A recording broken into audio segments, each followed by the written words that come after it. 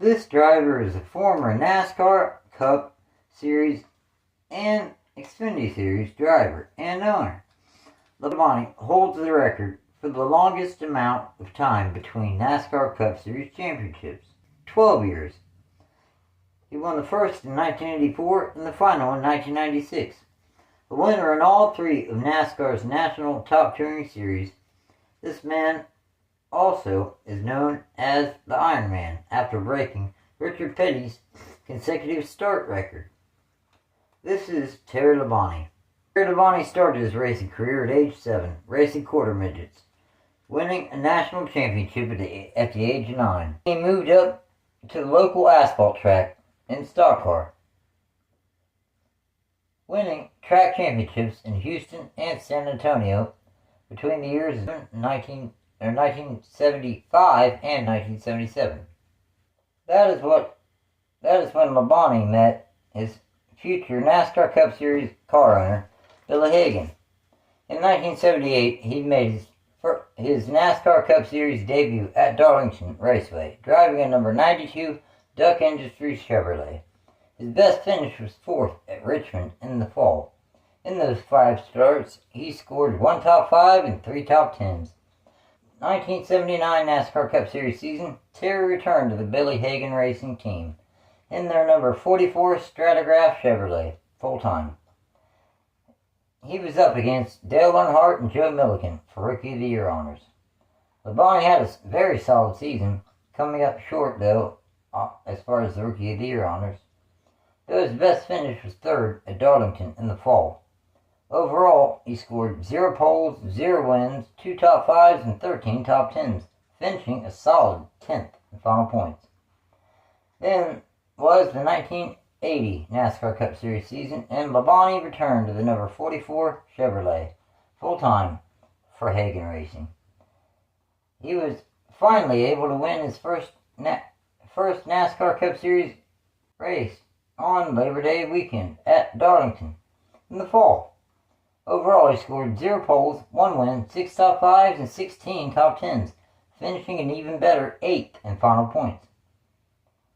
After a couple solid seasons to begin his NASCAR career, in 1981, Terry Labonte once again returned to the number 44 Stratagraph Buick, full-time. Darrell Bryant served as crew chief for the team for the first 15 races.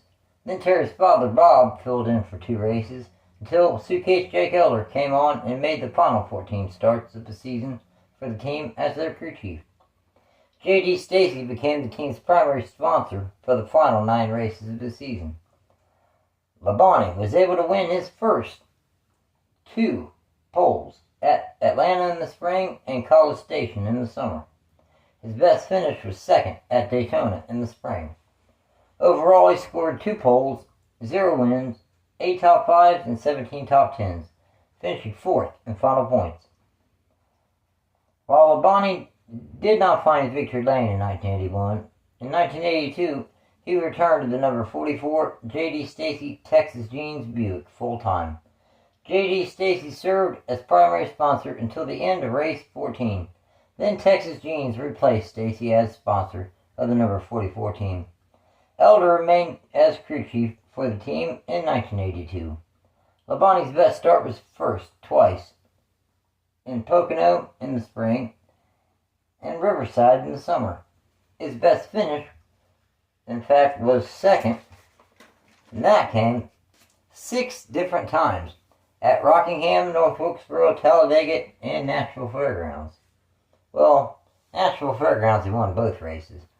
Then he won Riverside in the summer. Overall, he scored 2 poles, 0 wins, 17 top 5s, and 21 top 10s, finishing an impressive 3rd in final points. Next up was the 1983 NASCAR Cup Series season, and Labonte returned to the number 44 Budweiser Chevrolet. The team landing Budweiser as their new sponsor.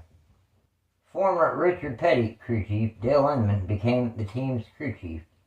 Labonte's best start was 1st 3 times at both races in Michigan and Dover in the fall. His best finish was 1st at Rockingham in the fall.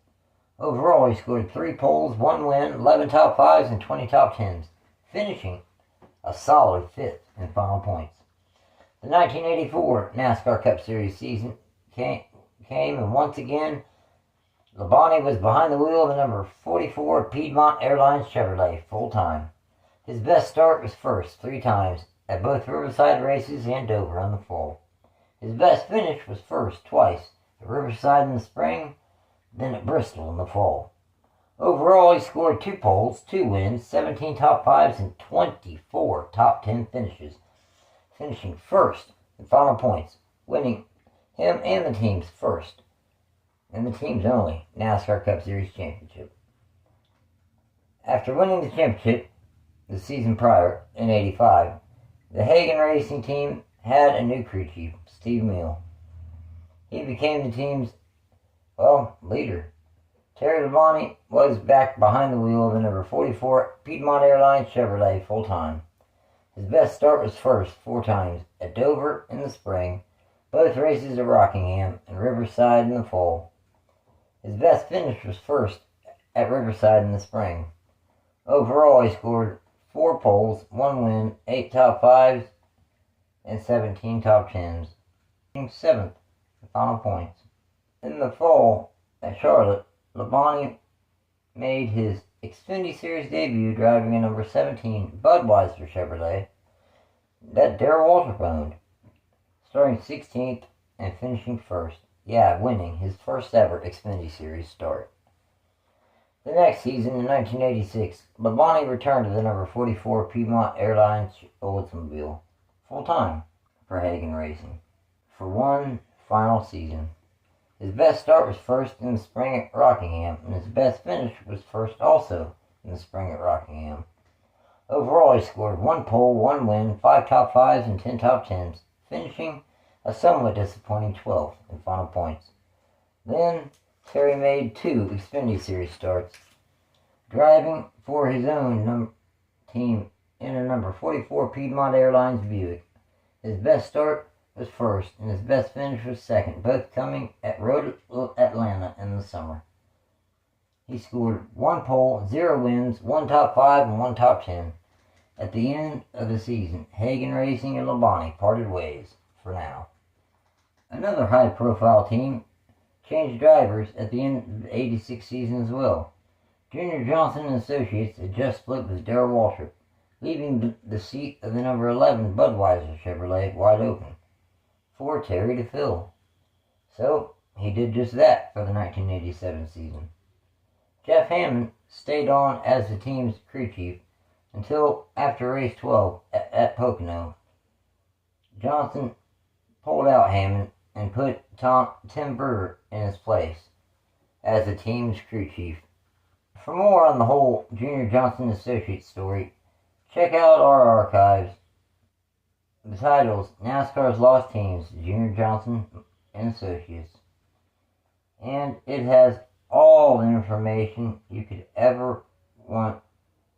Now, as for Labonte, his best start was first 4 times in Pocono in the spring, and Riverside and Watkins Glen in the summer, then at Bristol in the fall. His best finish was first at North Wilkesboro in the fall. Overall, he scored 4 poles, 1 win, 13 top 5s, and 22 top 10s, finishing 3rd in final points. Labonte remained with the number 11 Budweiser team of Juniorjohnson Associates for the 1988 NASCAR Cup Series season.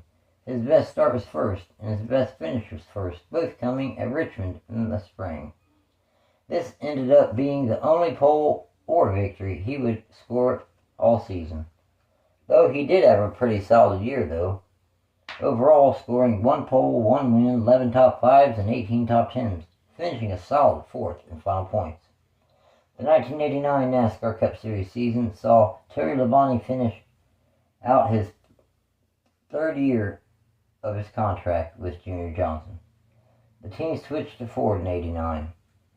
His best start was second at Phoenix in the fall. His best finish was first twice at Pocono in the spring, then at Talladega in the summer.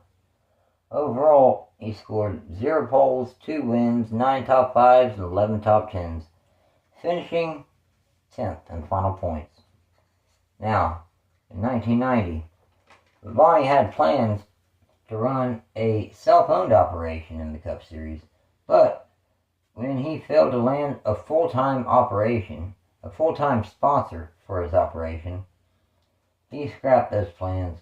Instead, he would sign with one of the few competitive teams that was left, Richard Jackson's Precision Products Racing #1 Skull Classic Oldsmobile. His best finish was second in the Daytona 500. Overall, he scored 0 poles, 0 wins, 4 top 5s, and 9 top 10s, finishing 15th in final points. The following season, in 1991, Labonte would return to Hagan Racing, the team he started his NASCAR Cup Series career with, including a NASCAR Cup Series championship in 1984. For 1991, he was behind the wheel of a number 94 Sunoco Oldsmobile. His best start was first at Watkins Glen in the summer, and his best finish was 5th at Darlington in the fall. Overall, he scored 1 pole, 0 wins, 1 top 5, and 7 top 10s, finishing at a disappointing 18th in final points. Terry also made 5 Xfinity Series starts in the number 94 Sunoco Oldsmobile that he owned. His best start was first, and his best finish was first, both coming at Watkins Glen in the summer. Overall, he scored 1 pole, 1 win, 1 top 5, and 2 top 10s. For 1992, Labonte returned to the Hagan Racing number 94 Sunoco Oldsmobile. His best start was third twice at Atlanta and North Wilkesboro. His best finish was second at Sonoma in the spring. Overall, he scored 0 poles, 0 wins, 4 top 5s, and 16 top 10s, which, honestly, that's a big step up from the season prior, finishing a solid 8th in final points. Once again, he made 5 Xfinity Series starts, 3 in a number 94 Sunoco Oldsmobile, then 2 in a number 14 MW Windows Oldsmobile. His best start was third twice at Dover in the spring and Loudon in the summer. His best finish was third twice at Dover in the spring and Watkins Glen in the summer. Overall, he scored 3 top 5s and 3 top 10s. Now, Hagan Racing changed their number to the number 14, putting Labonte behind the wheel of the number 14 Kellogg's Cornflakes full-time. Pete Wright served as the team's crew chief for the 93 season. His best start was third at Watkins Glen in the summer. His best finish was 6th at North Wilkesboro in the spring. Overall, he scored 0 poles, 0 wins, 0 top 5s, and 10 top 10s, finishing 18th again in final points. Terry made 20 more Xfinity Series starts, driving his own number 14 MW Windows Chevrolet. His father, Bob Labonte, served as the team's crew chief. His best start was first at Dover in the fall, and his best finish was second at Watkins Glen in the spring. Overall, he scored 1 pole, 0 wins, 7 top 5s, and 10 top 10s, finishing 20th in final points. 1994 was a brand new beginning for Terry Labonte, as he would leave Hagan Racing for the second and final time in his career and join HMS, Hendrick Motorsports, to drive their number 5 Kellogg's Cornflakes Chevrolet. His best start was second at Rockingham in the fall, and his best finish was first 3 times at North Wilkesboro in the spring, then at Richmond and Phoenix in the fall. Overall, he scored 0 poles, 3 wins, 6 top 5s, and 14 top 10s, finishing 7th in final points. Labonte would make another 20 Xfinity Series starts in his own number 14 MW Windows Chevrolet. His best start was second at Rockingham in the fall. His best finish was first 4 times at Rockingham and Martinsville in the spring, then Watkins Glen in the summer, and Charlotte in the fall. Overall, he scored 0 poles, 4 wins, 9 top 5s, and 14 top 10s, finishing 18th in final points. After an excellent rebound season, Labonte looked to continue his success in 1995, still with Hendrick Motorsports, driving their number 5 Kellogg's Cornflake Chevrolet.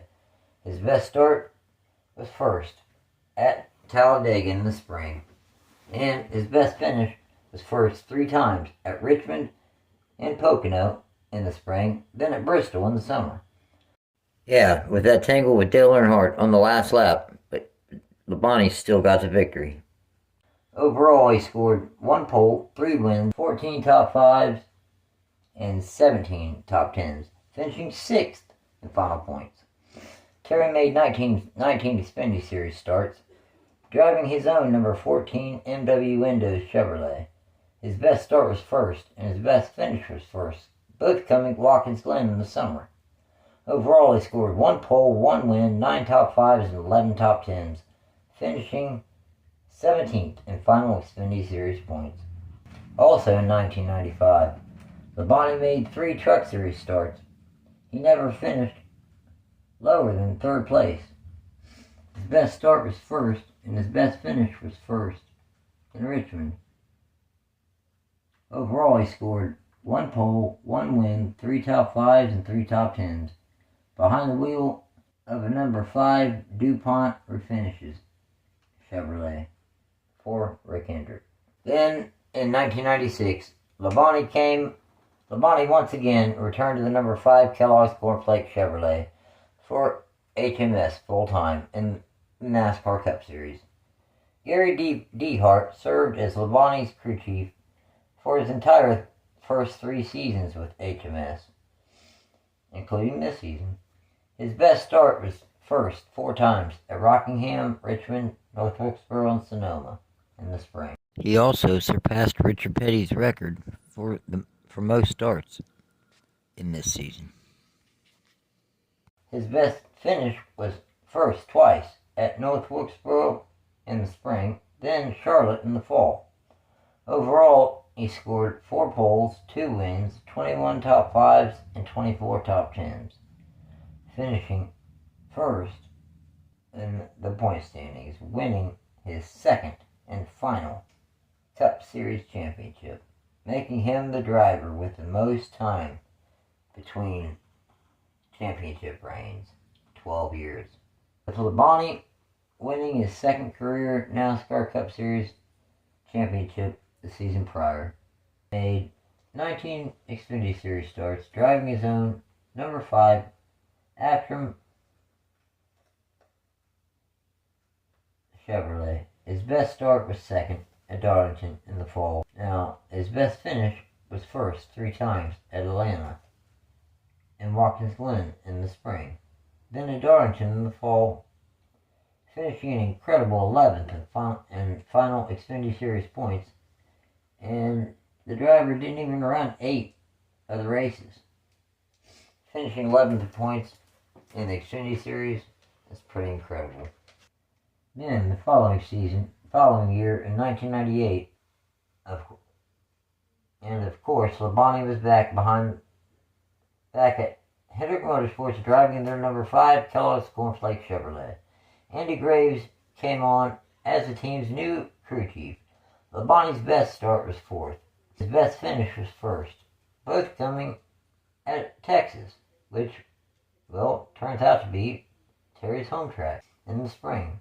Overall, he scored 0 poles, 1 win, 5 top 5s, or 15 top 10s, finishing 9th in final Cup Series points.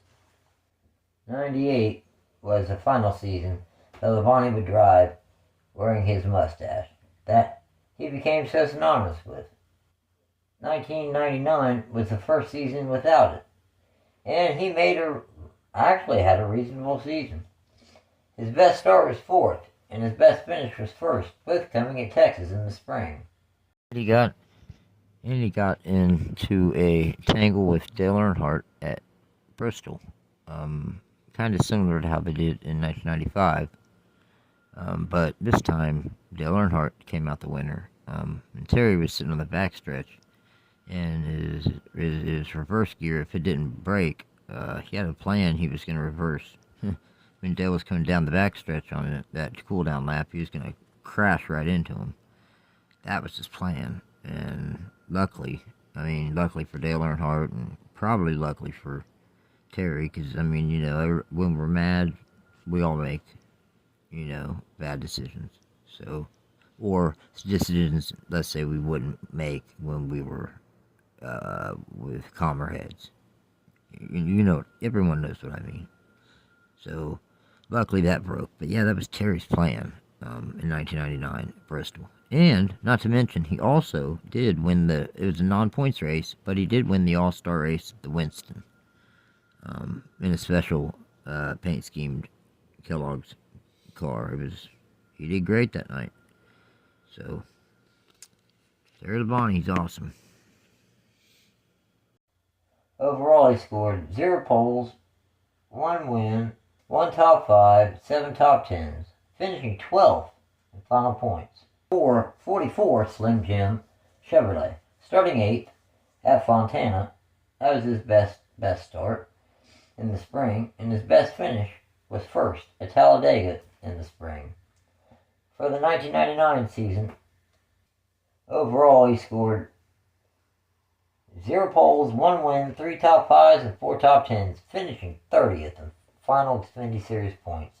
Now, sadly, Labonte would sustain an inner ear injury at the Pepsi 400 at Daytona in the summer, forcing him to miss his first 2 Cup Series starts in the last 655. Also, this would be his first season since 1993 that he went winless. His best start was 1st at Texas in the spring, and his best finish was 2nd at Rockingham, also in the spring. Overall, he scored 1 pole, 0 wins, 3 top 5s, and 6 top 10s, finishing 17th in final Cup Series points. The Xfinity Series season, Labonte attempted 9 races, qualifying for only 4 of them, driving his own number 44 Slim Jim Chevrolet. His best start was 3rd, and his best finish was 3rd, both coming at Daytona in the spring. Tragically, the 2001 NASCAR Cup Series season began with the entire world of racing in shock due to the death of NASCAR legend Dale Earnhardt at Daytona. Labonte's best start was 8th at Sonoma in the summer. His best finish was 5th at Atlanta in the spring. Overall, he scored 0 poles, 0 wins, 1 top 5, and 3 top 10s, finishing 23rd in final Cup Series points. The 2002 NASCAR Cup Series once again had Terry behind the wheel of the number 5 Kellogg's Corn Flakes Chevrolet for Hendrick Motorsports. His best start was 4th at Martinsville in the spring, and his best finish was 3rd at Sonoma in the summer. Overall, he scored 0 poles, 0 wins, 1 top 5, and 4 top 10s, finishing 24th in final points. In 2003, Labonte was once again in the NASCAR Cup Series full-time, behind the wheel of the number 5 Kellogg's Got Milk Chevrolet. His best start was 1st at Richmond in the spring, and his best finish was 1st, winning the Southern 500 held at Darlington Raceway in the fall. Jim Long had served as his crew chief starting at the beginning of the 2002 NASCAR Cup Series season. Overall, he scored, 1 pole, 1 win, 4 top 5s, and 9 top 10s, finishing 10th in final points. Now, the victory at Darlington would end up being his final victory, and the team finishing 10th in the 2003 standings would also be the final time he would ever end up finishing a season inside the top 10 in points. After a career resurgence the season prior, Labonte decided 2004 would be his final full-time season. Of course, he was behind the wheel of the number 5 Kellogg's Cornflakes full-time. His best start was 11th at Loudon in the summer. Best finish was 6th twice at Chicagoland and Pocono in the summer. Overall, he scored 0 poles, 0 wins, 0 top 5s, but 6 top 10s, finishing his final full-time Cup Series season 26th in final points. Now, enjoying an entire partial schedule, having to go from track to track, week in, week out. He originally planned to run the Hendrick Motorsports number 44 Kellogg Chevrolet part-time. He made 9 starts in number 44. His best start was 11th at Darlington in the spring, and then his best finish was 12th at Pocono in the spring. He also served as a temporary replacement driver for Jason Leffler in the number 11 FedEx Chevrolet team. His best start was 8th at Sonoma in the spring in the number 11. His best finish was 9th at Richmond in the spring. Overall, he scored 1 top 10, finishing 40th in final points. 2006 brought a new set of challenges for Labonte, with Hall of Fame Racing's number 96 DLP TV Chevrolet needing to make the first 5 races of the season on speed. Or, well, with Labonte's past champions provisional. That meant the team was guaranteed to qualify for each race. He ran the first 5 races to make sure they were in the top 30 in owner points, therefore eligible for provisionals. He also ran the 2 road course races in the 96. His best start was 29th at Watkins Glen in the summer, and his best finish was 3rd at Sonoma in the summer. He made 10 more starts in the number 44 Kellogg's GMAC Chevrolet for Hendrick Motorsports. His best start was 24th at Charlotte in the spring, and his best finish in the number 44 was 21st at Charlotte. Overall, he scored 1 top 5 and 1 top 10. From 2007 through 2008, he would serve as a fill-in driver for several teams. In 2007, Labonte made 3 starts behind the wheel of Michael Waltrip Racing's number 55 Napa Toyota. His best finish was 30th twice at Indy and Watkins Glen in the summer. The next team he filled in for was Petty Enterprises in the number 45, normally driven by Kyle Petty. In 9 starts, his best finish was 16th at Daytona in the summer. In 2008, he also filled in for Patrick Carpentier at Pocono in the summer, finishing 32nd in that MBV Motorsports number 10. For the 2009 season, Labonte qualified for the Daytona 500 driving the number 66 Toyota for Prism Motorsports, finishing 15th.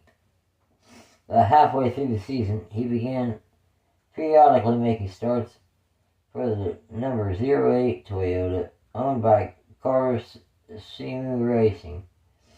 And in 5 starts, his best finish was 33rd at Indy in the summer.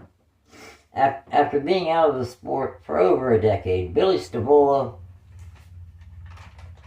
and Terry Labonte formed Stavola Labonte Racing. It was a number 10 Gander Mountain Chevrolet team. Unfortunately, they only attempted Richmond with Terry behind the wheel, but DNQ'd. The team did make a race or two with Bobby behind the wheel. Since the DNQ'd, Labonte took the Gander Mountain sponsorship to Prism Motorsports number 55 Toyota, finishing 40th. At least Gander Mountain got on the car that weekend. Later, now, basically, that was the only little bit of activity out of that team, and, well, basically, no one heard another thing out of that team following the 2010 season. Now, later on that season, Labonte was behind the wheel of the number 81 for Whitney Motorsports at Phoenix in the fall, finishing 41st. From there, Labonte finished out his NASCAR career running part-time for Fastlane Racing, Frank Stoddard's team, the number 32 Ford. In 2011, he made 7 starts, with the best finish of 15th at Daytona in the spring. He also made 1 start for Front Row Motorsports for, I don't know, it's either 38 or 34. In their 38 Ford, the Watkins Glen finishing 34th.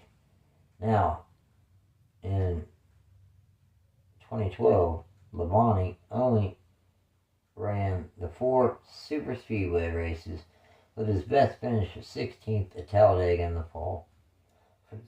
For 2013, he made 5 starts, the 4 super speedway races plus Bristol in the spring. His best finish was 19th at Daytona in the summer. As for 2014, this would end up being his final season as an active driver. Again, he drove that number 32 Ford in all 4 super speedway races in 2014. His best finish was 11th at Daytona in the summer. So all in all, Terry Labonte had a very successful career. He won the 1984 and 1996 Cup Series championship. He won the IROC championship in 86 and 93. Also, he won the 1980 and the 2003 Southern 500 at Darlington, as well as he won the Winston in 1988 and 1999.